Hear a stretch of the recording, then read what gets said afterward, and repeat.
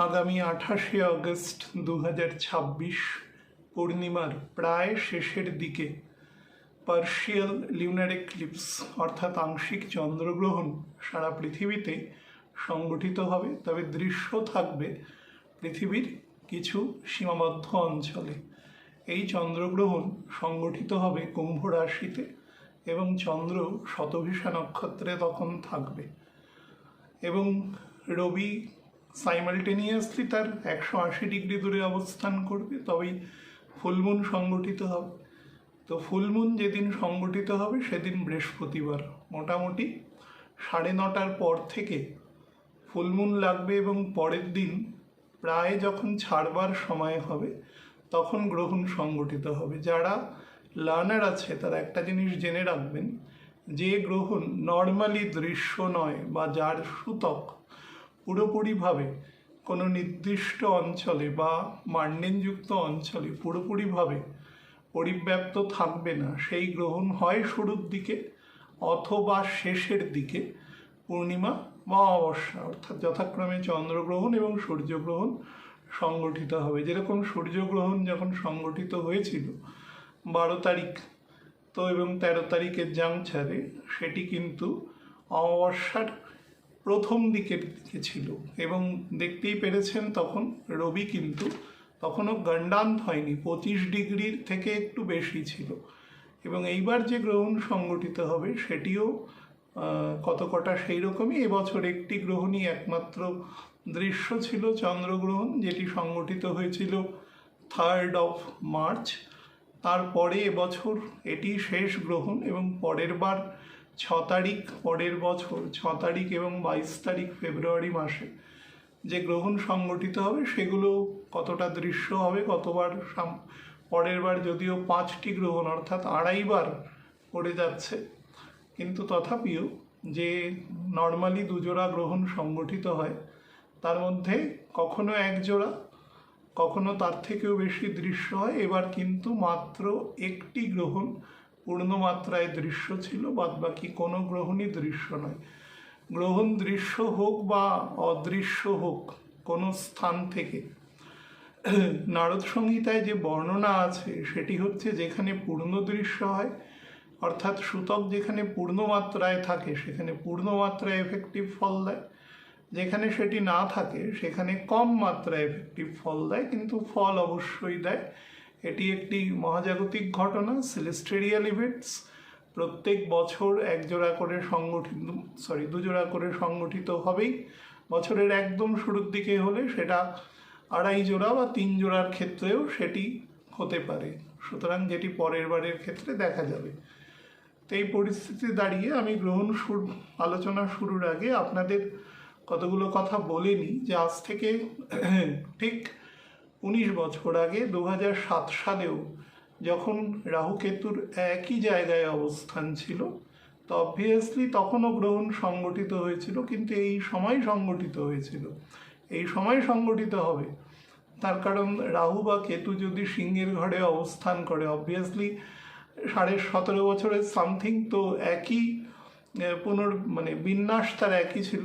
কেতুর বর্তমান জায়গায়, রাহুর বর্তমান জায়গায়। 9 বছর আগে যে গ্রহণ সংগঠিত হয়েছে তখন রাহু কেতু বিপরীত দিকে অবস্থান করছিল 8.5-9 বছর পরে আগে যেটি, কিন্তু তখন যে গ্রহণ সংগঠিত হয়েছিল একই ডাইমেনশনে হয়েছিল এবং প্রায় কাছাকাছি সময়ে সংগঠিত হয়েছিল। এবং সেই গ্রহণ সংগঠিত হওয়ার পরে আপনারা দেখবেন যে মোটামুটি তার 1 বছরের মধ্যে সারা ভারতবর্ষ তথা পৃথিবীতে কিন্তু ফাইন্যান্সিয়াল ডাউনফল মারাত্মক রকম হয়েছিল। কেউ হয়তো ভাবতে পারে, কারণ সিংহ রাশি দিয়ে শুধু সে সময় গ্রহণ সংগঠিত হয়নি, উপর্যুপরি সেখানে শনির প্রবেশ ঘটেছিল, উপর্যুপরি বৃশ্চিকের ঘরে সে সময় বৃহস্পতির অবস্থানও ছিল। তো তার পরিপ্রেক্ষিতে এবং 2007 সালের একদম শেষের দিকে গ্রহণের পরবর্তীকালে মিথুন রাশিতে মাত্র 10 ডিগ্রির মতন অবস্থান করে মঙ্গল বক্রী হয়ে গেছিল এবং সেই মঙ্গল মার্গী হয়েছিল 2008-এর জানুয়ারি মাসের একদম শেষের দিকে।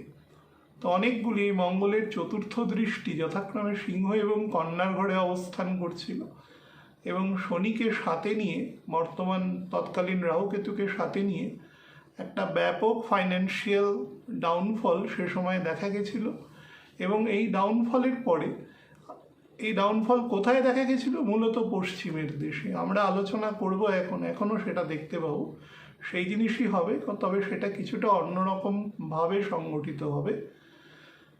কিন্তু তারপরে কিন্তু ফাইন্যান্সিয়াল আপরেজিংও দেখা গিয়েছিল, অন্তত সাবকন্টিনেন্টের দেশগুলো বা আমাদের প্রতিবেশী যে দেশ আছে, চীন আছে, জাপান আছে, সেখানে কিন্তু ফাইন্যান্সিয়াল আপগ্রেডেশনও দেখা গেছিল, যদিও প্রভূত পরিমাণে মানব সম্পদের ক্ষতি কিন্তু সে সময় হয়েছিল, স্পেশালি 2008 সালে।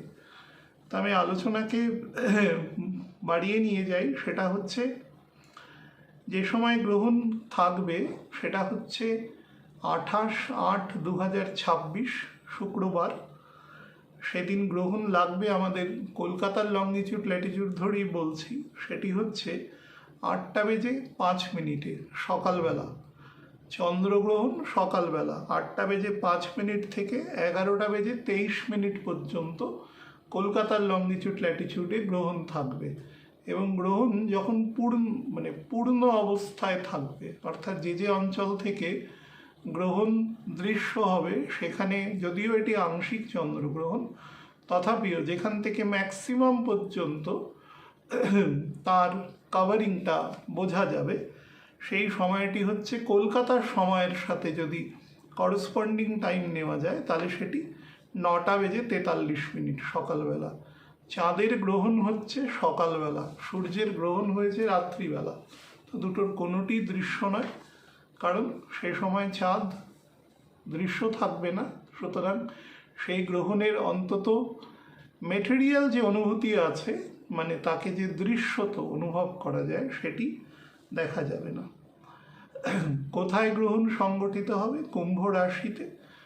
কোথায় দেখা যাবে? কোন নক্ষত্রে? শতভিষা নক্ষত্রে। শতভিষা নক্ষত্র কিসে রিপ্রেজেন্ট করে? হিলিংকে রিপ্রেজেন্ট করে। অন্তঃশ্বাস শূন্যতা থাকে।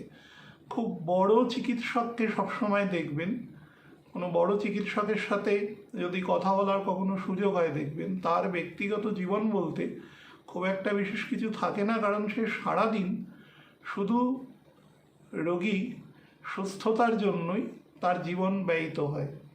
হয়তো তিনি সারাদিনে একটু যোগ্য রেস্টও নিতে পারেন না, এরকম সিচুয়েশান হয়।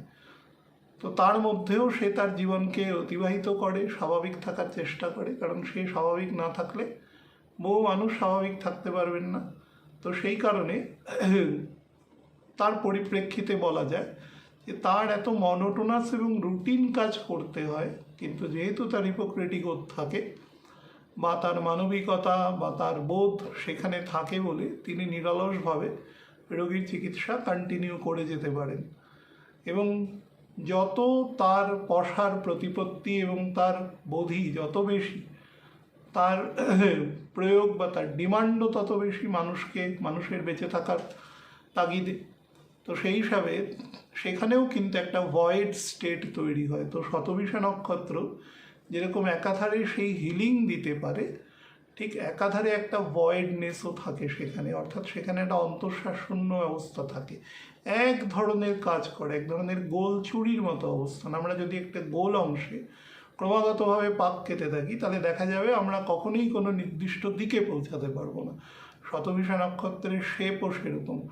রাহু এই নক্ষত্রের প্রতীক, এবং রাহু যেহেতু প্রতীক, সুতরাং তার মধ্যে আসরিক শক্তি বর্তমান আছে, অর্থাৎ সে যে লেভেলের ফাংশন এখানে প্রোভাইড করতে পারে সেটা কোনো অন্য নক্ষত্রের, মানে যদি পজিটিভ সেন্সে সেটিকে নেওয়া যায়, সেটি অন্য কোনো নক্ষত্রে সেই পরিমণ্ডলে কাজ করা কার্যত সম্ভব নয়। বহু মানুষ হয়তো ভাবতে পারেন আমি রাহু সম্পর্কে সবসময় নেগেটিভ কথা বলি। অবশ্যই নেগেটিভ কথা বলবো, যে সম্বন্ধে নেগেটিভ বলার দরকার আছে। কিন্তু বিষয় হচ্ছে, যেরকম কিছু পয়জনাস এলিমেন্টস দিয়ে বা ধরুন অনেক ক্ষেত্রে কোনো ভেনম দিয়ে খুব গুরুত্বপূর্ণ মেডিসিনও তৈরি হয়, ঠিক সেরকমই সেটির প্রয়োগ ডাক্তারবাবু বা কেমিস্টরা খুব ভালো জানেন। মানে প্যাথোলজিক্যাল কাজ যারা করেন, বায়োকেমিস্ট যারা পড়েছেন তারা জানেন, বিজ্ঞানীরা জানেন। কিন্তু বিষয় হচ্ছে শুধু শুধু সেটিকে সেবন করলে হয়তো সেটা বিষও হতে পারে বা তার থেকেও মারাত্মক কিছু হতে পারে। সেই সূত্রে তার প্রয়োগের বিধিবদ্ধ পদ্ধতি সম্পর্কে জানতে হবে, অর্থাৎ Rahu has to be controlled and the mechanism should be known, otherwise সে কিন্তু ফুল ফল দিতে বাধ্য থাকবে। কুম্ভ রাশি is the rashi of expansion, কিন্তু খুব স্লো এক্সপ্যানশনকে সে ডিনোট করে। চন্দ্রের মতো প্ল্যানেট যার ফাস্ট মুভমেন্ট আছে, শতবিশা নক্ষত্রে বা কুম্ভের ঘরে তার যে এক্সপ্যানশন যে ধরনের, তার সাথে সে কতকটা মেল খেতে পারে না। শনির মূল ত্রিকোণের ঘর, তো সে কিছুটা অস্বস্তিতে থাকে, সেইগুলি পরবর্তীকালে আলোচনায় আসছে। কোথায় দেখা যাবে? নর্থ এবং সাউথ আমেরিকা। নর্থ এবং সাউথ আমেরিকার যে সমস্ত যোজক প্রান্তগুলো, অর্থাৎ সমগ্র উত্তর আমেরিকার মোটামুটি ক্যানাডার দক্ষিণ অংশ থেকে পুরো আমেরিকা যুক্তরাষ্ট্র, তার নিচে মেক্সিকো আছে, গুয়াতেমালা রয়েছে, কোস্টারিকা রয়েছে, পানামা সিটি রয়েছে, এল সালভাদর রয়েছে গুয়াতেমালার পরে। তারপরে সাউথ আমেরিকা শুরু হচ্ছে এবং সেখানে ক্যারিবিয়ান দ্বীপপুঞ্জ রয়েছে, এবং দক্ষিণ আমেরিকাতে মোটামুটি কলম্বিয়া, ভেনিজুয়েলা, তারপরে আমাদের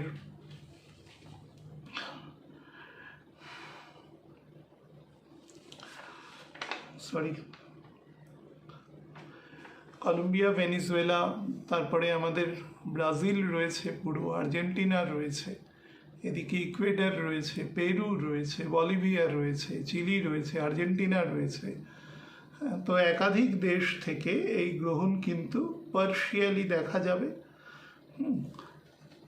তাছাড়া ইউরোপের পশ্চিম প্রান্ত থেকে কিন্তু দেখা যাবে। আপনি খুব স্বাভাবিকভাবে বুঝে নিন, ইউরোপ আমাদের থেকে 5.5 ঘন্টা, লন্ডন গ্রিনিচের টাইম 5.5 ঘন্টা পিছিয়ে। তা আমাদের এখানে যখন মোটামুটি সকাল 9টা বাজবে, তখন ওখানে 4টে, 3:30, 4টে মতন বাজবে। তো স্বাভাবিকভাবেই পূর্ণিমার দিন চাঁদ দেখা যাবে এবং গ্রহণও দেখা যাবে পার্শিয়ালি। যত আপনি পূর্ব ইউরোপের দিকে আসতে থাকবেন, মোটামুটি জার্মানি ক্রস করে পোল্যান্ডে আসবেন, বা তারপরে রোমানিয়া, হাঙ্গেরি, তারপরে আমাদের বুলগেরিয়া, বা এই সমস্ত দিকে যত আসবেন তত দৃশ্য ক্ষমতা কমে যাবে। অর্থাৎ ভারতের থেকে টাইম যাদের পরে আছে সেখানে দৃশ্য হবে। আফ্রিকা মহাদেশেরও পশ্চিম এবং উত্তর প্রান্তে কিন্তু পুরোপুরি দৃশ্য, অর্থাৎ ভূমধ্য সাগরের দক্ষিণ প্রান্তের যে অংশ, ইভেন আমাদের ইজিপ্ট থেকেও দৃশ্য, একদম লিবিয়া, তারপরে আমাদের পশ্চিম সাহারা মরুভূমির কোস্ট পর্যন্ত অংশে কিন্তু এই গ্রহণ দৃশ্য, এত ব্যাপক অংশের দৃশ্য আছে। সুতরাং যদিও সেখানকার জনসমষ্টি ভারতবর্ষ বা এশিয়া এই অংশের থেকে অনেক কম, তথাপি কিন্তু পৃথিবীর প্রায় 50% অংশকে কিন্তু এই গ্রহণ কভার করছে, অন্তত এরিয়া ওয়াইজ অবশ্যই কভার করছে। আচ্ছা, আমরা তাহলে কোন কোন ক্ষেত্রে প্রাইমারিলি এফেক্ট করবে? তো শতবিশা নক্ষত্র যে অংশকে মুখ্যত দেখে সেটা হচ্ছে হেলথ, আমাদের শরীরের, আমাদের হেলথকে দেখে। শতবিশা নক্ষত্রের মধ্যে গ্রিড খুব বেশি আছে, তো ওয়েলথকে দেখে। এবং শতবিশা নক্ষত্রের মধ্যে ইনসিকিউরিটি বোধ খুব বেশি আছে, তো ইনসিকিউরিটি বোধ থেকেই তার মধ্যে গ্রিড তৈরি হয়, এবং সেই গ্রিড থেকে সে কোনো কিছুকে আঁকড়ে ধরার চেষ্টা করে, এবং সেখান থেকে রিলেশনশিপের মধ্যে এক ধরনের পজিটিভনেস তৈরি করে। এই পজিটিভনেসটা রিলেশনশিপের ক্ষতিকারক দিক হিসাবে এখানে গড়ে ওঠে, সে ব্যাপারে কিন্তু কেয়ারফুল থাকতে হবে এক্ষেত্রে। তো আমাদের কোন কোন এরিয়ায় মুখ্যত এই অংশ ইফেক্ট দেবে, প্রথম আমি আপনাদের একটু ডিগ্রিগত অবস্থান হিসাবে বলে নিই, তারপরে আমি তার ইফেক্টটা নিয়ে বলবো। ইফেক্টটা কিন্তু অলরেডি দেওয়া শুরু হয়ে গেছে। আজকে আমি অনুষ্ঠান করছি 25 তারিখ রাত্রিবেলা, তো অলরেডি কিন্তু তার ইফেক্ট আমি যে সমস্ত জায়গাগুলো বলবো দেখবেন তার মধ্যে কিন্তু কভার করছে অলমোস্ট। বিশেষত যে অংশে কভার করবে সেটা হচ্ছে টার্বিউলেন্স। তো চন্দ্র যখন গ্রহণ সংগঠিত হবে 10 ডিগ্রির ওপরে থাকবে। 10 ডিগ্রির ওপরে থাকবে মানে চন্দ্র মকরের নবাংশে অবস্থান করবে, এবং রবিও এ সময় 10 ডিগ্রিতে থাকবে। তো বুঝতে পারছেন, নেক টু নেক মানে পূর্ণিমা ছেড়ে যাওয়ার মুহূর্ত আছে। রবির মূলাঙ্ককে ক্রস করে গেলে পূর্ণিমা ছেড়ে যায় তারপরে। এবং এই সময় স্যাটার্নও থাকবে 19 ডিগ্রি একটু ওপরে আছে, এবং বৃহস্পতি সে থাকবে ধনু রাশির নবাংশে। এখানে এই ঘটনাগুলো এই কারণে যে যেগুলো মূলত এনার্জি জেনারেটিং, যে সমস্ত মানে যে রাশির মধ্যে অগ্নিকারক তত্ত্ব বেশি আছে সেই রাশির প্রাধান্য এখানে অত্যন্ত বেশি রয়েছে। আপনি যদি মঙ্গলের অবস্থান দেখেন তাহলে মঙ্গল এ সময় মীন রাশির নবাংশে থাকবে। আমি আপনাদের অনেকবার আলোচনায় বলেছি যে মীন রাশিতে মঙ্গলের অবস্থান, সে নবাংশ দিয়ে বলছি সেটা আলাদা ব্যাপার, কখনোই সেটি খুব ভালো নয়। নার্ভাস সিস্টেমের অত্যন্ত গণ্ডগোলের সিচুয়েশান থাকে। আমি উদাহরণ দিয়ে আপনাদের বলেছিলাম যে 88 সালে জন্মেছে মোটামুটি জুলাই মাসের শুরুর দিক থেকে প্রায় অক্টোবর মাস পর্যন্ত আমি বহু জাতক জাতিকা দেখেছি যাদের কিন্তু মানে রাহুও তখন তার মঙ্গল থেকে দ্বাদশে অবস্থান করছে, এবং শনির কিছু ক্ষেত্রে গণ্ডান্ত আছে। বিশেষত অগাস্ট মাসের প্রায় এন্ড অবধি শনির গণ্ডান্ত আছে, এবং মঙ্গল সেখানে বক্রিয় হয়েছে। এরকম বহুবিধ, তার ঠিক 15.5 বছর বাদে যে যোগ সংগঠিত হয়েছে 2003 সালের শেষে, সে একই রকম ঘটনা আমি দেখেছি। আবার 20 সালের ক্ষেত্রে 19-20 সালের ক্ষেত্রে দেখেছি। তো এটি একটি, আমি কেন এই ঘটনাটা বলছি, যে ডিসিশন মেকিং এবিলিটিকে ভীষণভাবে পারপ্লেক্সড করে এই অঞ্চলে। তো কোন কোন অঞ্চলকে মূলত পারপ্লেক্সড করবে?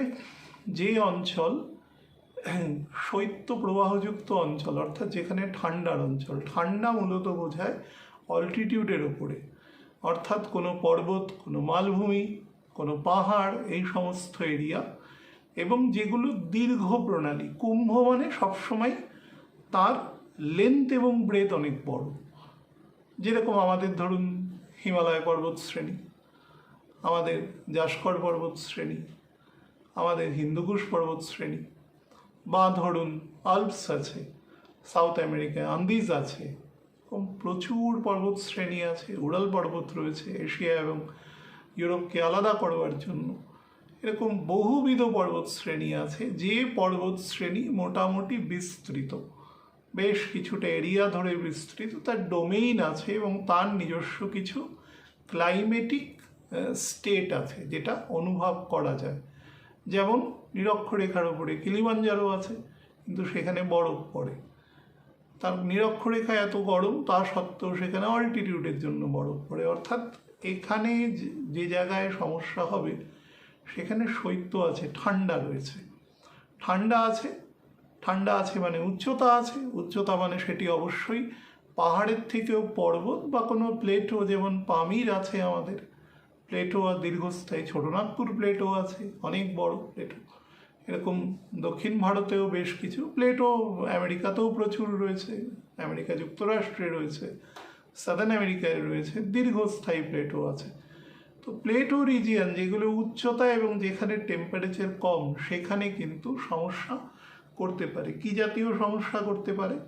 প্রথম হচ্ছে অ্যাভালাঞ্চ, অর্থাৎ কোনো বৃহৎ বরফের টুকরো সেখান থেকে অকস্মাৎ খসে পড়া, বা ধরুন কোনো, চন্দ্র তো অ্যাকচুয়ালি জলীয় আবরণ, খসে পড়া, অথবা সেখানে কোনো বড় রকম ধস নামা, সেই জাতীয় প্রবণতা এখানে দৃশ্য হচ্ছে। তাছাড়া পর্বত বলতে আমরা যেটা বুঝি সেটা হচ্ছে গ্লেসিয়ারকে বুঝি, নদীকে বুঝি, উপনদীকে বুঝি, ছোটোখাটো জলকুণ্ডকে বুঝি। তো সেই সমস্ত জায়গাতে কিন্তু টার্বিউলেন্স দেখা যাচ্ছে, নদীখাত পরিবর্তন হতে পারে, নদীতে কোনো হঠাৎ করে বৃষ্টি বা কোনো হড়পাবান আসতে পারে, সেই ধরনের সিচুয়েশন। বা ধরুন এক ধরনের ভূপ্রাকৃতিগত পরিবর্তনকে এখানে কিন্তু দৃশ্যত দেখা যাচ্ছে। শুধু তাই নয়, পৃথিবীর যে সমস্ত দেশে ন্যাচারালি পর্বতের দ্বারা সেপারেশন আছে, যেরকম ভারত এবং চীনের মধ্যে একটা ন্যাচারাল বাউন্ডারি আছে, এই বাউন্ডারিটা যে ন্যাচারাল সেটা মানুষকে দেখলে বুঝতে পারবেন। দুটো দেশের মানুষের মধ্যে তাদের দৈহিক আকৃতিগত প্রকৃতিগত ডিফারেন্স আছে। তারা অতিরিক্ত মঙ্গলয়েড, আমাদের মধ্যে সেই প্রবণতা আস্তে আস্তে কম, সাউথ ইন্ডিয়ার দিকে গেলে সেই প্রবণতা আরও কমে এসছে। তো ভূপ্রাকৃতি তার বৈচিত্র্যকে ছড়িয়ে দিয়েছে সেখানে, এবং যেখানেই কোনো কৃত্রিমভাবে বাউন্ডারি তৈরি করা হয়েছে সেখানে কিন্তু আপনি সেই ডিফারেন্সটা বুঝতে পারবেন না, কারণ প্রকৃতি সেটা করেনি। ভারত এবং বাংলাদেশের মানুষ, তাদের মধ্যে আক্ষরিকভাবে কোনো মিল নেই। ভারত বা পাকিস্তানের মানুষ, আক্ষরিকভাবে মিল নেই।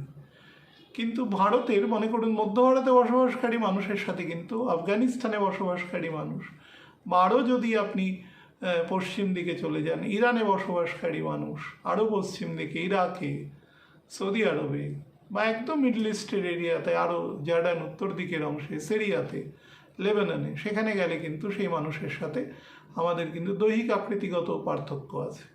আবার দক্ষিণ দিকে নামলেও কিন্তু আমাদের সাথে পার্থক্য আছে। অর্থাৎ যেখানে প্রকৃতি ডিফারেন্স তৈরি করেছে এবং সেই ডিফারেন্সের কেন্দ্রবিন্দুতে পর্বত আছে, সেখানে কিন্তু সমস্যা তৈরি হওয়ার যোগ আছে, এবং সেখানে কিন্তু যুদ্ধোত্তর মানে যুদ্ধকালীন পরিস্থিতি বা এক ধরনের উত্তেজক পরিস্থিতি তৈরি হওয়ার যোগ রয়েছে। যেরকম ধরুন আমাদের এখানে ম্যাকমোহন লাইন আছে, তো সেই লাইনকে তারা স্বীকার করে না। তারা ভারতবর্ষের সভরেন জায়গাকে নিজেদের বলে দাবি করে, সে তাদের একটা নিজস্ব মত আছে, কিন্তু সেটা তো কখনো মানে আমার ভাবা আর আমার সেটা অ্যাকচুয়াল দুটোর মধ্যে তো ডিফারেন্স আছে। তো আমাদের সাথে পার্শ্ববর্তী পাকিস্তানেরও সেরকম ডিফারেন্স আছে, এবং সেখানেও এনক্রোচমেন্ট আছে, ইলিগালি তারা অকুপাই করে রেখেছে বেশ কিছু এরিয়া। তো সেই সমস্ত এরিয়ার মধ্যে পর্বত আছে এবং তার দ্বারা, এবং সেগুলো বেশ উচ্চতার পর্বত, এখানে উচ্চতার ইজ ভেরি ইম্পর্টেন্ট। তো সেই উচ্চতায় যারা থাকবে সেখানে কিন্তু টেনশন বিল্ড আপ হওয়ার প্রবণতা বিশেষ পরিমাণে রয়েছে। এবং যেগুলো দেখুন, আমি যে উদাহরণগুলো দিলাম, নদী আছে, সেখানে লেক আছে, সেখানে গ্লেসিয়ার আছে, এবং আস্তে আস্তে ঠান্ডার দিকে যাচ্ছে, এবং এই যে প্ল্যানেটের যে স্টেট, এই স্টেট কিন্তু গ্রহণ চলে যাওয়ার পরেও 87 দিন বর্তমান থাকবে। ন্যাচারালি প্ল্যানেট পজিশন খারাপ হচ্ছে ডে বাই ডে, সুতরাং সেটি কিন্তু এই অংশকে আরও এক্সগ্যাগারেট করবে এই সিচুয়েশনকে। আচ্ছা, 2 নম্বর কোথায় হবে?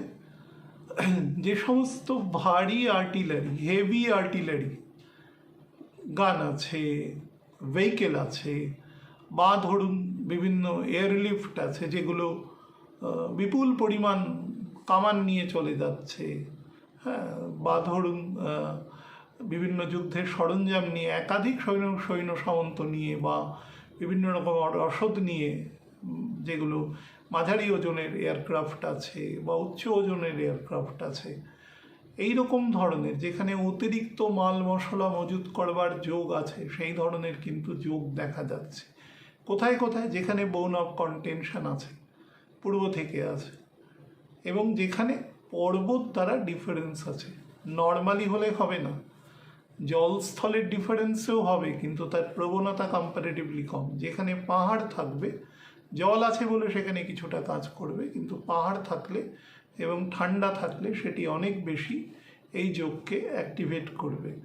এবং তারপরে যেগুলো আর্টিলারি শেল আছে, হেভি যেগুলো ফায়ার করা হয়, মর্টার ফায়ার করা হচ্ছে, বা ধরুন মর্টার তো একটা বিরাট কিছু ওজনের নয়, বা ধরুন যেগুলো ধরুন কামান ফায়ার করা হচ্ছে ক্যাননের মাধ্যমে, ক্যানন যেগুলো, বা ধরুন হেভি ট্যাঙ্ক যেগুলো, সে বা হেভি ভেহিকেল যেগুলো, বিভিন্ন মাইন্স ডিটেকশন ভেহিকেল আছে এরকম।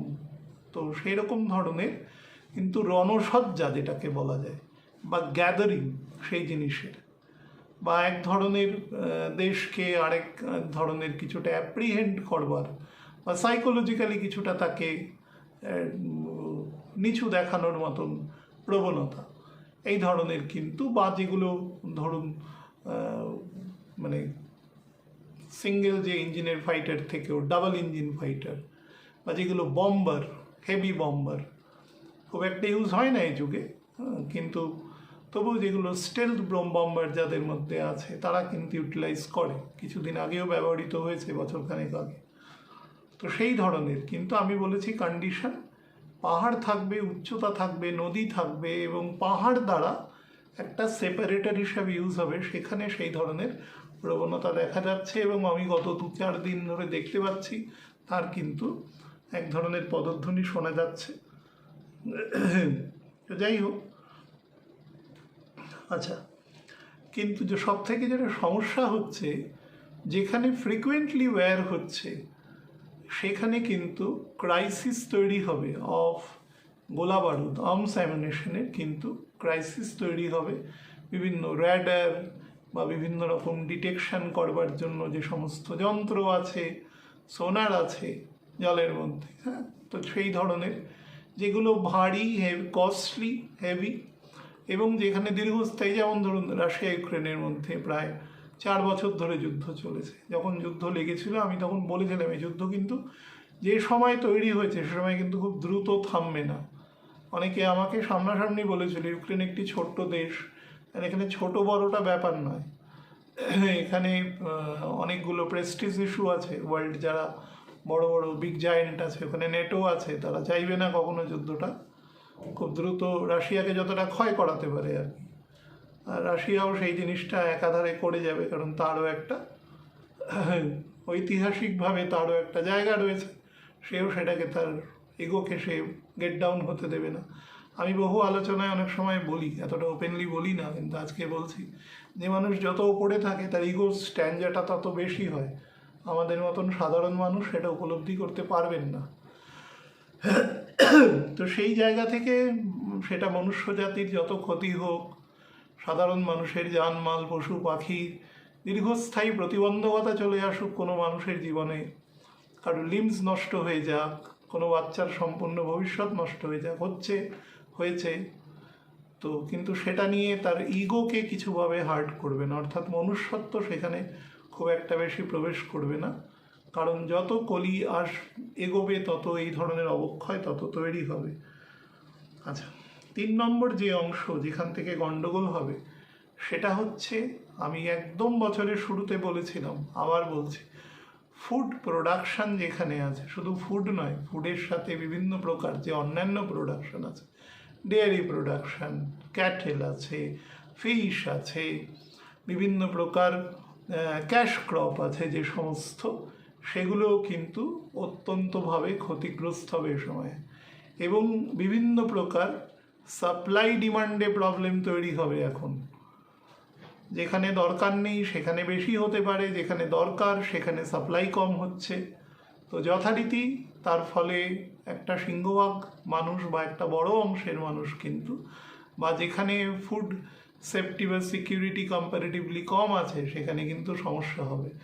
আমাদের দেশের এটাই হচ্ছে পজিটিভ জায়গা। আমাদের দেশের প্রায় 50% জায়গায় বছরে অন্তত একবার হলেও চাষাবাদ হয়।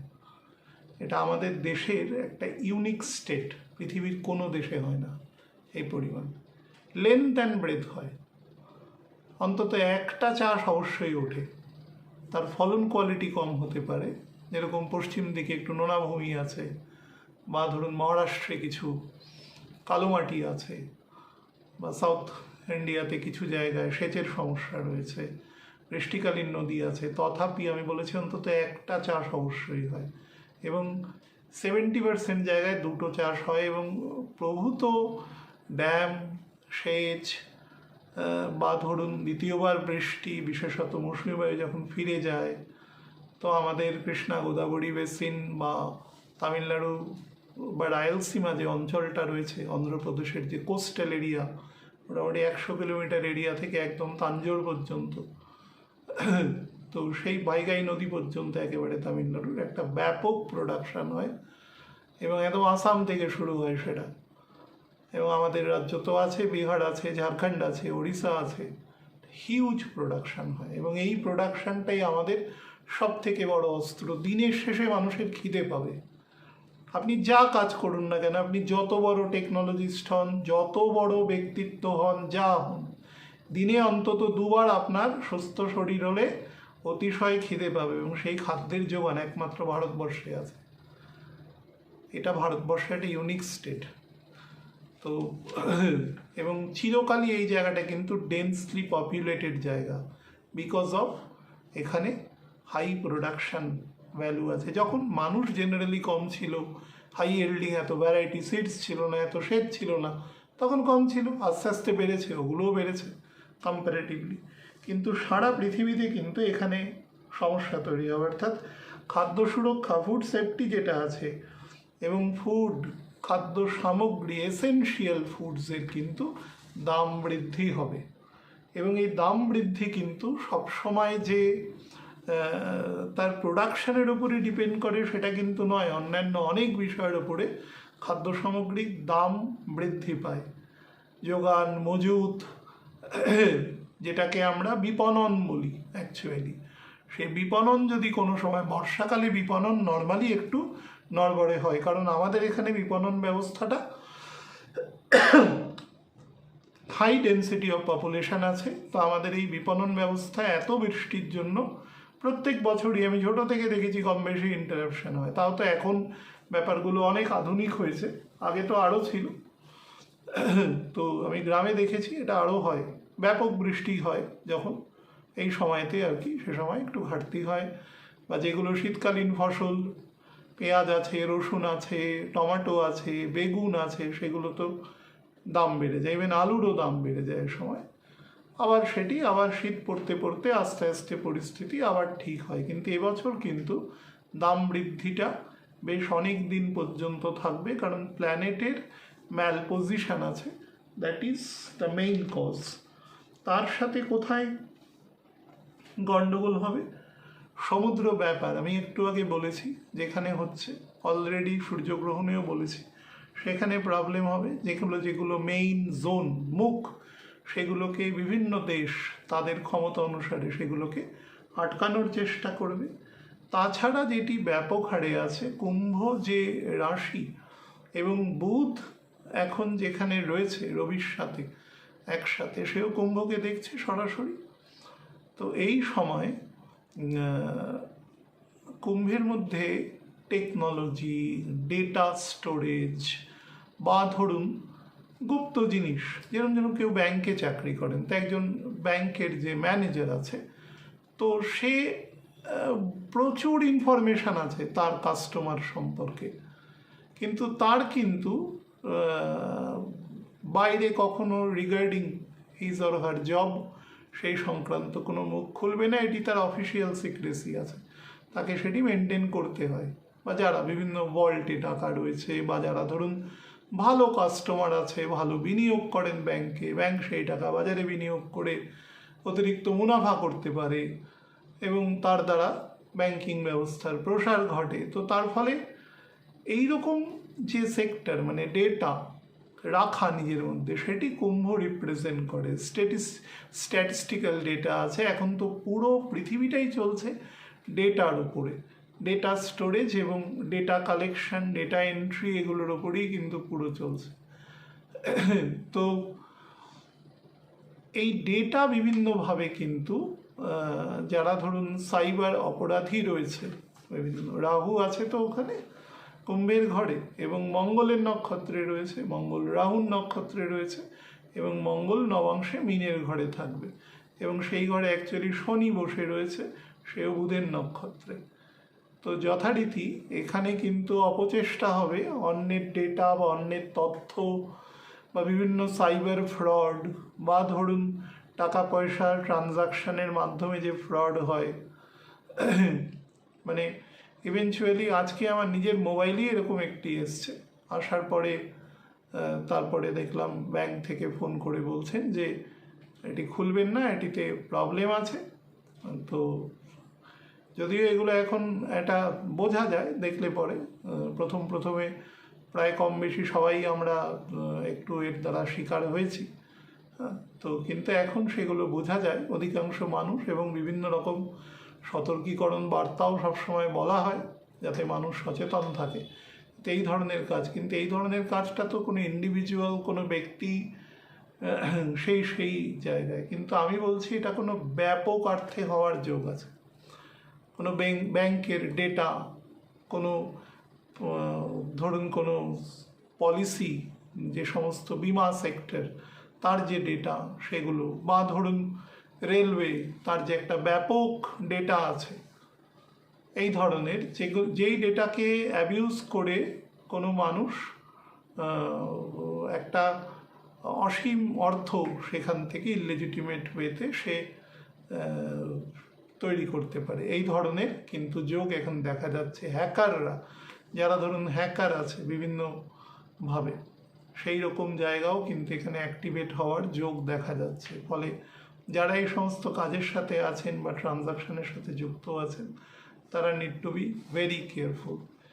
যাদের, এবার জাস্ট একটা হেলথের অংশ বলে এই অংশটা শেষ করব, যাদের লাংস রিগার্ডিং প্রবলেম আছে বা কোনোভাবে শ্বাসকষ্ট বা অন্যান্য অ্যান্সিলিয়ারি অন্যান্য অনেক সমস্যা রয়েছে, তারা কিন্তু বিশেষ সাবধানতা অবলম্বন করবেন। কোনো প্রবলেম দেখলে চিকিৎসকের অবশ্যই পরামর্শ নেবেন, এবং যারা বিভিন্ন প্রশ্ন করেছেন মন্ত্রসিদ্ধ করা বা এই ধরনের কিছু ব্যাপার থাকে, গ্রহণের দিন সেটি করা যায়। পড়েছেও সকালবেলার দিকে, তো অবভিয়াসলি সেদিন ছুটির দিনও রয়েছে, তো সেটিকে যদি কাজে লাগানো যায় এক্ষেত্রে চেষ্টা করবেন তার গুরু প্রদত্ত যে মন্ত্র আছে তা সিদ্ধ করবার জন্য গুরুদেবকে জিজ্ঞাসা করে নেবেন কতবার পাঠ করলে সেটি সিদ্ধ করা যায়।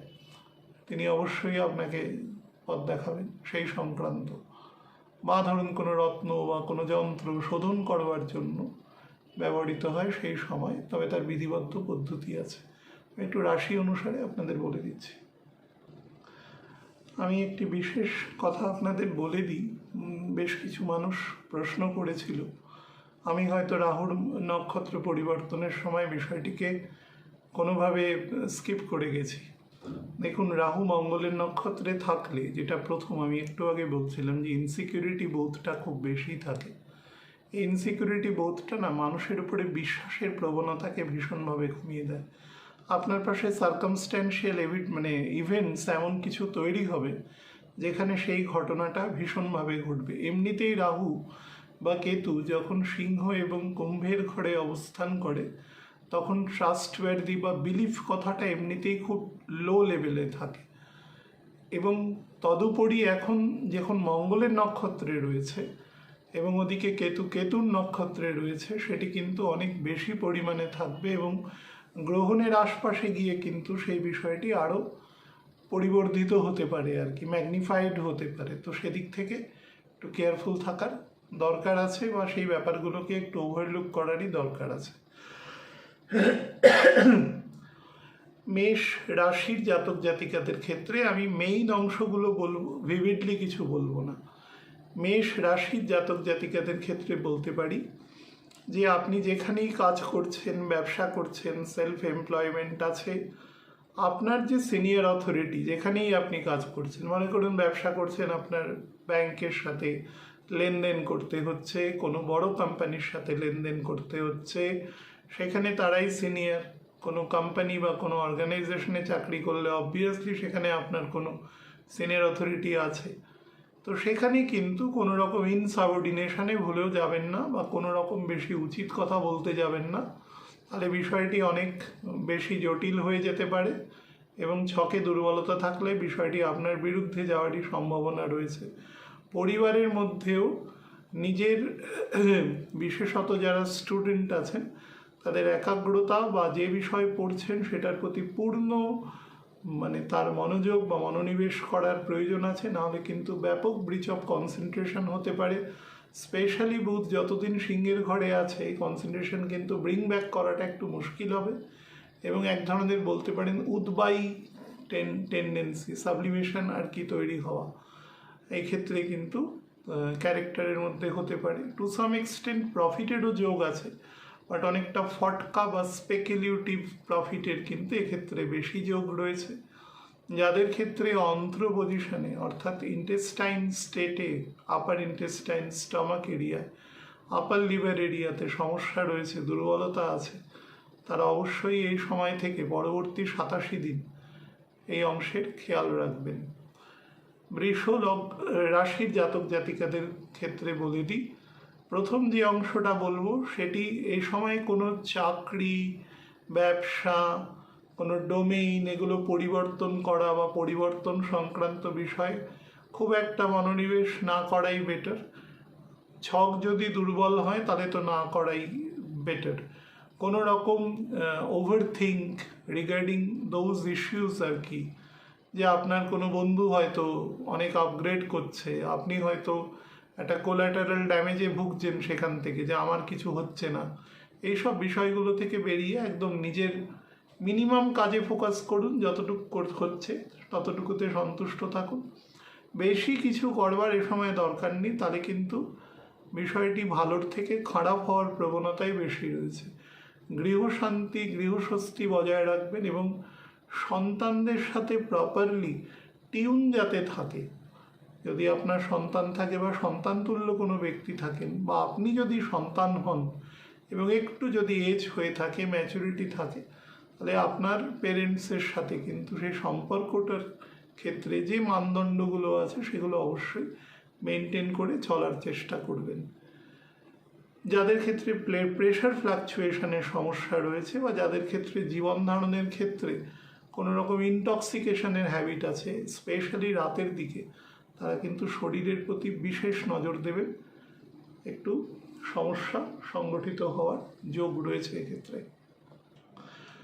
মিথুন রাশির জাতক জাতিকাদের ক্ষেত্রে বলি, যারা এ সময় কোনো অফিসিয়াল ভ্রমণ বা ন্যাচারাল কোনো ভ্রমণের চিন্তাভাবনা করছেন বা দূরে ভ্রমণের চিন্তাভাবনা করছেন, আমি শুধু দেশের সীমারেখার বাইরেই বলছি না, তাদের ক্ষেত্রে যা যা কন্টিনজেন্সি রাখার দরকার সেগুলো তো অবশ্যই রাখবেন, ওষুধপত্র, কিন্তু সবার আগে যেটা রাখবেন সেটা হচ্ছে যত ভ্যালুয়েবলস আছে। মনে করুন আজকালকার দিনে আমাদের মোবাইলই হচ্ছে আমাদের একটা ওয়ালেট বলুন, বা ধরুন আমাদের ডকুমেন্টস কিপ করার জন্য একটা মেজর অংশ বলুন, তো যা যা সিকিউরিটি তার জন্য দেওয়া যেতে পারে, সেই মোবাইল যাতে হট করে কেউ ওপেন না করে দিতে পারে বা কোনো ডকুমেন্ট সেখান থেকে কোনোভাবে স্ন্যাচিং না করতে পারে, সেই ধরনের বিষয়গুলোর প্রতি খেয়াল রাখবেন। আর যারা ডকুমেন্টেশন বা নর্মাল খুচরো টাকা যারা সাথে আর কি নিয়ে চলেছেন, তারা কিন্তু অবশ্যই সেগুলোর প্রতি নজর দেবেন। কর্মক্ষেত্রে কিন্তু এ সময় আপনার একটা হঠাৎ করে জাম্পিং হতে পারে, তো সেটা আপনাকে একটু বিব্রতও করতে পারে, কারণ আপনি বেশ কিছু মানুষকে একটু সাইডলাইন করে চলে যেতে পারেন। তো হুইচ এভার, সেটির সাথে মানিয়ে আপনার কালিগদের সাথে চলার চেষ্টা করবেন। স্যালারি হাইকও কিন্তু এ সময় হতে পারে, বাট হুইচ এভার সেটা কিন্তু ভালো দশা অন্তর্দশা থাকলে সেটা কনস্ট্যান্ট থাকবে এবং সেটার গ্রোথ এবং ট্র্যাজেক্টরি বেটার দেখাচ্ছে। অংশীদারিত্ব কোনো শিল্পে বা ধরুন পারিবারিক কোনো ব্যবসায় যেখানে একাধিক পরিবারের লোকের ইনভলভমেন্ট আছে, সেদিক থেকে কিন্তু কেয়ারফুল থাকার চেষ্টা করবেন।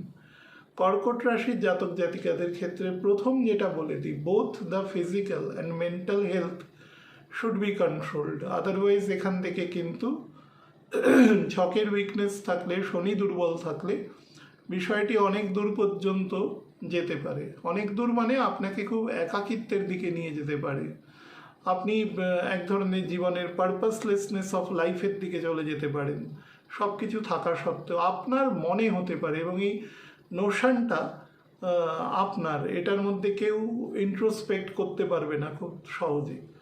তো সেই ধরনের একটা পরিমণ্ডলের সময় তৈরি হওয়ার যোগ আছে। আর 3 নম্বর হচ্ছে পরিবারের সদস্যদের সাথে কিন্তু, বা কেউ যদি জানেন পরিবারের কোনো সদস্য তারও এ সময় কিছু প্রবলেম হচ্ছে, আমি কিন্তু রাশির কথা বলছি, নট অ্যাসেন্ডেন্ট, তারা কিন্তু অবশ্যই তার প্রতিও যত্ন নেওয়ার চেষ্টা করবেন।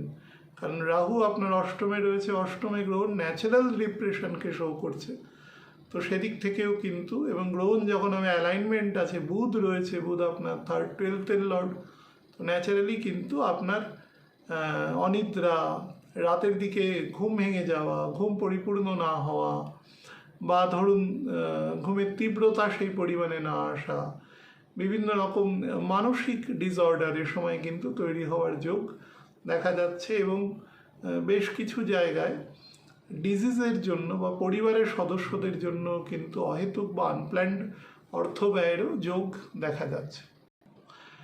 সিংহ রাশির জাতক জাতিকাদের ক্ষেত্রে বলে দিই, এমনিতে ঢাইয়া চলছে এবং আপনি কিন্তু আপনাদের ম্যারিড লাইফের ক্ষেত্রে, স্পেশালি ম্যারিড লাইফ যদি একটা মাঝামাঝি পজিশনে থাকে, ধরুন বিবাহ হওয়া থেকে বিবাহ হয়েছে 10-12 বছরের মধ্যে এরকম স্টেটে থাকে, মানে বিলো 41-42 এজের মধ্যে আপনি রয়েছেন, তাহলে কিন্তু এর প্রবণতা বৃদ্ধি হতে পারে। এবং সেক্ষেত্রে আর্গুমেন্টেটিভ নেচার বা ইডিওলজিক্যাল ডিফারেন্স বা কোনো একজনের ছকে যদি দুর্বলতা বেশি থাকে, তাহলে কিন্তু প্রবণতা অনেক বেশি বাড়তে পারে। প্রোভাইডেড দুজনের ছকে দুর্বলতা থাকলে প্রবণতা কম হবে, কোনো একজনের হলে সেই প্রবণতা বেশি হবে। তো সেদিক থেকে কেয়ারফুল।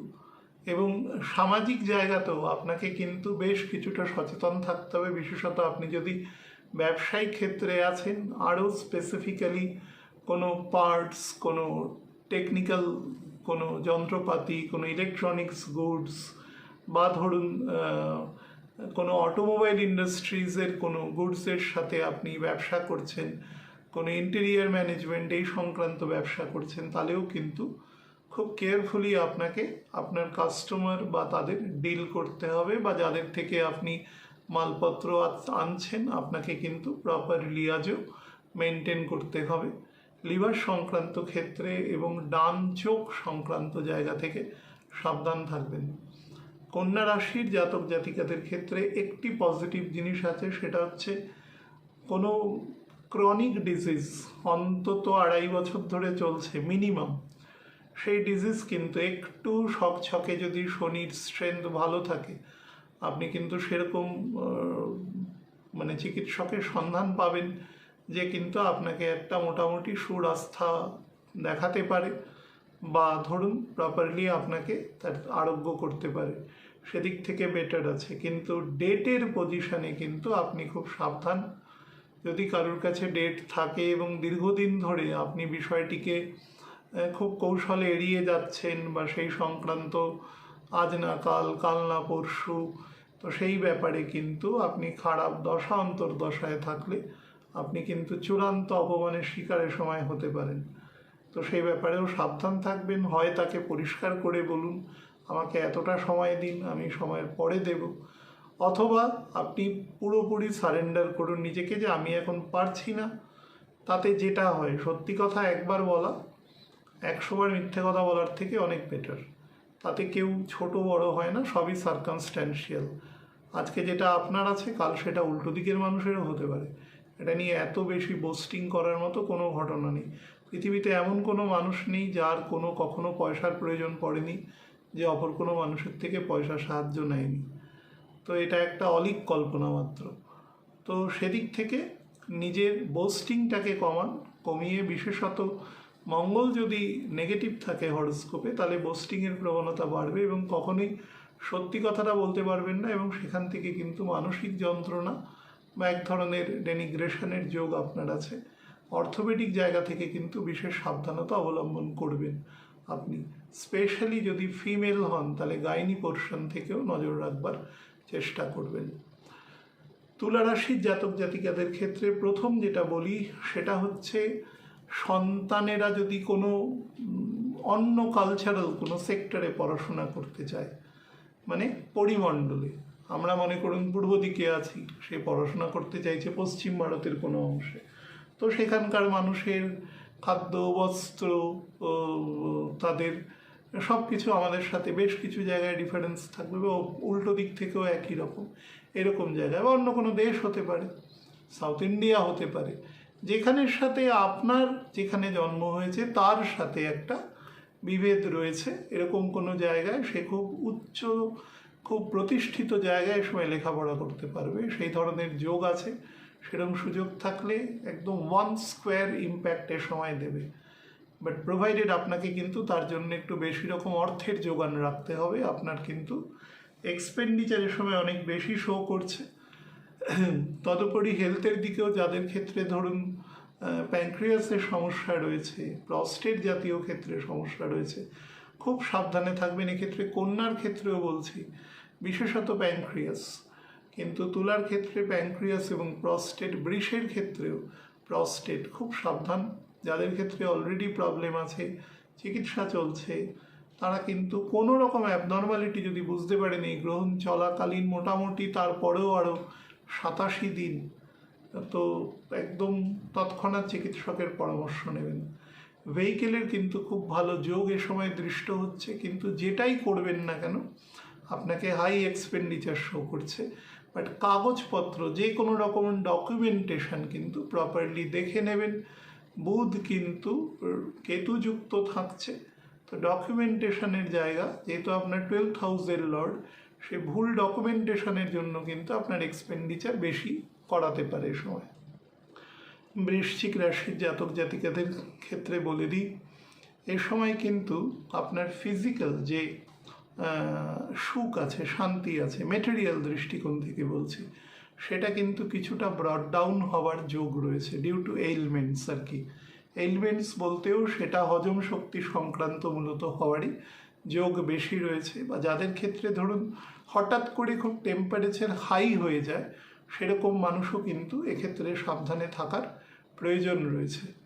এছাড়া মাতা বা মাতৃস্থানীয় ব্যক্তির সাথে কিন্তু আপনার এ সময় বেশ কনফ্রন্টেশন হতে পারে, বা ধরুন একটা মানসিক বিভেদ তৈরি হতে পারে, এবং ছকের ক্ষেত্রে যতটা নেগেটিভিটি আছে সেই বিভেদের প্রাচীর তত মজবুত হবে সেক্ষেত্রে। এবং কোনো না কোনোভাবে এক ধরনের মেন্টাল বা to some extent physical uneasy কিন্তু আপনি এ সময় ফিল করবেন। মোটের উপরই সময় আপনাকে খুব একটা কমফোর্টেবল দেবে না, শুধুমাত্র বৃহস্পতি বুধের নক্ষত্রে থাকার জন্য এবং সে আপনার রাশিতে ফল মানে দেওয়ার জন্য, এবং বৃহস্পতি যেহেতু এখন স্লো হয়েছে কিছুটা, ফলে যদি ছকের স্ট্রেংথ বেটার থাকে তবে কিছুটা হিল কিন্তু আপনাকে করতে পারে। কিন্তু মেন্টাল রেস্টলেসনেস, যাদের চন্দ্রে কেমুদ্রম আছে, চন্দ্রে কোনোভাবে শুনফা বা আনফা যোগের পরিবর্তিত যোগ আছে, চন্দ্র কোনোভাবে রাহুকেতু যুক্ত আছে, কোনো চর রাশিতে অবস্থান করছে, মঙ্গল যুক্ত আছে, একই নবাংশে অবস্থান করছে, তাদের কিন্তু অ্যাংজাইটি এবং ডিসঅর্ডার, ডিপ্রেশন এগুলো একটু বেশি বাড়তে পারে, তো কেয়ারফুল। ঘুমেরও সমস্যা হতে পারে। ধনু রাশির ক্ষেত্রে কিন্তু সেলফ কনফিডেন্সটা, সেলফ কনভিকশনটা অনেক সময় ওভার কনফিডেন্সের দিকে চলে যেতে পারে ধনু রাশির ক্ষেত্রে, এবং সেটি কিন্তু বিপত্তি ডেকে আনতে পারে। বিশেষত যদি আন্ডার 48 শনির দশা থাকে এবং শনি যদি কোনো বুধের ঘরে অবস্থান করে, তাহলে কিন্তু বিশেষ সমস্যা আপনাকে প্রদান করবে। সে বুধের ঘরে থেকে চন্দ্রের ঘরে থাক, বুধের নক্ষত্রে থাক, বুধের ঘরে থেকে রাহুর নক্ষত্রে থাক, মঙ্গলের নক্ষত্রে থাক, it will be providing negative result. বা ধরুন চন্দ্রের দশাতে আছে বা মঙ্গলের দশাতে আছে, তাহলেও কিন্তু আপনাকে ইফেক্ট দেবে এবং ভুল নির্বাচন করতে ইফেক্ট দেবে। হঠাৎ আপনার মধ্যে ক্ষিপ্রতা এবং চঞ্চলতা, হঠাৎ করে সব কাজ মিটিয়ে ফেলবে এরকম একটা মানসিকতা কিন্তু তৈরি হতে পারে। হুইচ এভার, যেটাই হোক, আমি বিষয়টা বলে দিলাম। আমি যখন সারা মাসের অ্যাসেন্ডেন্ট ওয়াইজ ফলাফল বলবো তখনও বিষয়টি টাচ করে যাব। তা আপনি কিন্তু জ্ঞান বুদ্ধি সবই বাড়বে, কিছুটা ফাইন্যান্সিয়াল গেইনও আপনাকে এই সময় প্রদান করবে। সাবজেক্ট টু দ্যাট আপনি বিষয়টিকে খুব প্রপারলি ম্যানেজ করবেন এবং পরিবারের সাথে কখনো কোনো কনফ্রন্টেশনে যাবেন না, তাহলে কিন্তু সেটা আপনাকে ডেনিগ্রেট করবে নিজের জায়গা থেকে। হেলথের জায়গায় কিন্তু ঘুম রিলেটেড সমস্যা এবং peripheral nervous system related problem থেকে কিন্তু আপনাকে ট্রাবল দিতে পারে। ভেহিকেল থেকেও সমস্যা করতে পারে। বৃশ্চিকের ক্ষেত্রেও কিন্তু ভেহিকেল থেকে ট্রাবল আছে। মকর রাশির জাতক জাতিকাদের ক্ষেত্রে বলে দিই, প্রথম বলবো যে আপনার মধ্যে যদি ইন্ট্রোভার্ট নেচার থাকে, অর্থাৎ শনি যত বলি হবে তত ইন্ট্রোভার্ট নেচার আপনার মধ্যে থাকবে, কিন্তু সেই ইন্ট্রোভার্ট নেচার আপনাকে ট্রাবল দেবে না। জোর করে চুপ করে থাকতে হবে না, এটি আপনার সহজাত প্রবৃত্তি। সেটি যদি থাকে তাহলে এ সময় আপনার জন্য সব থেকে বেস্ট টাইম। কিন্তু আপনি যদি কোনোভাবে বাক কন্ট্রোল না থাকে, যাকে বলা হয় মোফট, তাহলে কিন্তু আপনি সমস্যায় পড়ে যাবেন। এ সময় আপনি কোনো না কোনোভাবে বিতর্কিত কথার মধ্যে জড়িয়ে যাবেন এবং সেই কথার উত্তর দেবেন এবং পরিস্থিতি আপনার জন্য জটিলতর আকার ধারণ করতে পারে।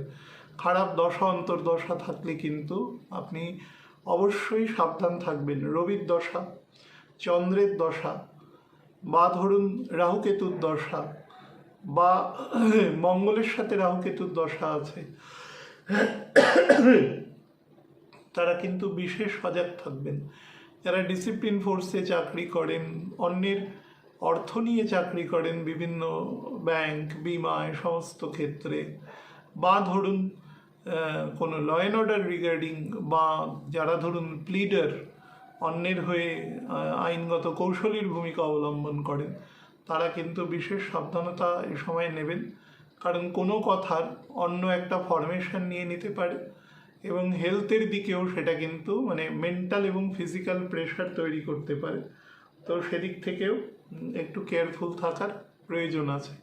বিশেষত যাদের হাই ব্লাড প্রেশার, যাদের ক্ষেত্রে কোনোভাবে লোয়ার লিমসে ব্লাড ফ্লো করতে গেলে ব্লাড থিনার খেতে হয়, এরকম ধরনের, বা ধরুন ব্লাডের ভিসকোসিটি অত্যন্ত বেশি আছে, তারা কিন্তু বিশেষ সাবধানতা অবলম্বন করবেন।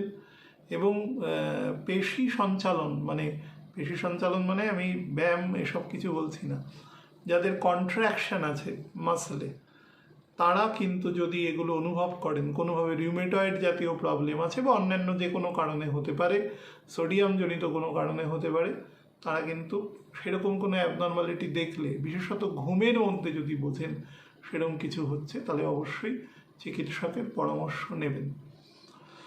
কুম্ভ রাশির জাতক জাতিকাদের ক্ষেত্রে বলে দিই, আপনার রাশিতেই কিন্তু মূলত গ্রহণ সংগঠিত হচ্ছে। তো আমাদের 3 রকম ইমেজ থাকে, একটা মেন্টাল, একটা ফিজিক্যাল, একটা সোশ্যাল ইমেজ। এই 3টি ইমেজেই কিন্তু আপনাকে যথেষ্ট কশাস থাকতে হবে। আপনার বিশেষত যদি শতবিষা নক্ষত্রে জন্ম হয়, তাহলে কিন্তু অবশ্যই এই সময়টা মানে আমি বলবো দুটো গ্রহণের মধ্যবর্তী অংশ, এবং তদুপরি গ্রহণ সংগঠিত হওয়ার পরেও অন্তত প্রায় 3 মাস সময় নিজের ইমেজকে কিন্তু খেয়াল রাখবেন। এমন কোনো কাজকর্ম, এমন কোনো অ্যাক্টিভিটিসের মধ্যে নিজেকে জড়াবেন না যেটা কিন্তু ভবিষ্যতে আপনি তার জন্য কোয়েশ্চেনেবল হতে পারেন, সেটা থেকে বিরত থাকবেন। নাম্বার 2 হচ্ছে ফিজিকের প্রতি যত্ন রাখবেন। একটু ইমিউনিটি লো করতে পারে, ছোটোখাটো রোগ ব্যায়ামও কিন্তু খুব সহজে অ্যাটাক করতে পারে। খুব ছোটোখাটো কাজে ফ্যাটিকড হয়ে যেতে পারেন, ক্লান্ত হওয়া, বা সেদিকে কনসেন্ট্রেট না করা, একটু মেমোরি লস করা, সোশ্যাল ইমেজ টার্নিশ হওয়া, বা তার জন্য বিষয়টিকে একটা ভিসিয়াস সার্কেলের মতন এক ধরনের চিন্তা করতে থাকা, সেটা থেকে বেরোতে না পারা, বা এক ধরনের নিজেকে গুটিয়ে নেওয়া সব কিছু থেকে, এই ধরনের কিছু নেগেটিভ পরিমণ্ডল কিন্তু এ সময় তৈরি হতে পারে। এবং আপনার ফিলিংস একবার হলেও অন্তত আসবে যে আমি পৃথিবীতে একা মানুষ এবং আমার সাথে হেল্প করার জন্য কেউ নেই, এই ধরনের একটা নেতিবাচক ফিলিংস আসতে পারে। যদিও এটা স্পিরিচুয়ালিটির প্রথম কথা, কিন্তু এটা যে পদ্ধতিতে আপনার আসবে সেই পদ্ধতিটাই ভুল আছে। এটা স্পিরিচুয়াল পদ্ধতির মাধ্যমে আসতে হয়, যখন যেটা আসবে তখন সেটা পরিপূর্ণভাবে আসবে, সেটা আপনাকে দুঃখ করে দেবে না, কিন্তু এখন সেটা আপনার হীনমন্যতা থেকে তৈরি হবে। তো হীনমন্যতা থেকে দূরে থাকবেন। সাইনাস জাতীয় সমস্যা এবং হজম শক্তি সংক্রান্ত সমস্যা, এন্টায়ার অ্যাবডোমেন থেকে সাবধান। এবং যাদের ক্ষেত্রে আইবিএস এর সমস্যা রয়েছে, তারা যদি কোনো রকম প্রবলেম বেশি এ সময় বোধ করেন বা ডিসেন্ট্রি জাতীয় কোনো সমস্যা বোধ করেন, তাহলে কিন্তু অবশ্যই চিকিৎসকের পরামর্শ নেবেন। মীন রাশির জাতক জাতিকাদের ক্ষেত্রে বলে দিই, 3টে মেজর জিনিস বলে দেব। যারা বিভিন্ন ফরেন ল্যান্ডে রয়েছেন এবং সেখানেই কাজ করছেন, তারা কিন্তু এই সময় বেশ কিছু আনএক্সপেক্টেড চ্যালেঞ্জ, বিশেষত সাপ্লাই সংক্রান্ত, আপনি কিন্তু বোধ করবেন এ সময়। ছক যদি খুব স্ট্রং হয় তাহলে সেটা খুব পার্টলি এফেক্ট করে যাবে, নাহলে কিন্তু সেটা পুরোটাই আপনার উপরে ইম্প্যাক্টেড হবে এবং বেশ কিছু দিনের জন্য আপনার সাপ্লাই চেইন সেই জায়গাটা একটু টার্ময়েল থাকবে। নাম্বার 2 হচ্ছে হেলথ, স্পেশালি মেন্টাল হেলথ, ঘুমের সমস্যা, বিভিন্ন রকম অধিকতর চিন্তা, নেতিবাচক চিন্তা, এগুলো আপনাকে নেগেটিভ দিকে এবং হজম শক্তি সংক্রান্ত সমস্যা তৈরি করবে এবং এক্সপেন্ডিচার সংক্রান্ত জায়গা থেকে আপনি বিশেষ সাবধানতা অবলম্বন করবেন, নাহলে কিন্তু আয় ব্যয়ের সামঞ্জস্য নষ্ট হবে। ভালো থাকবেন।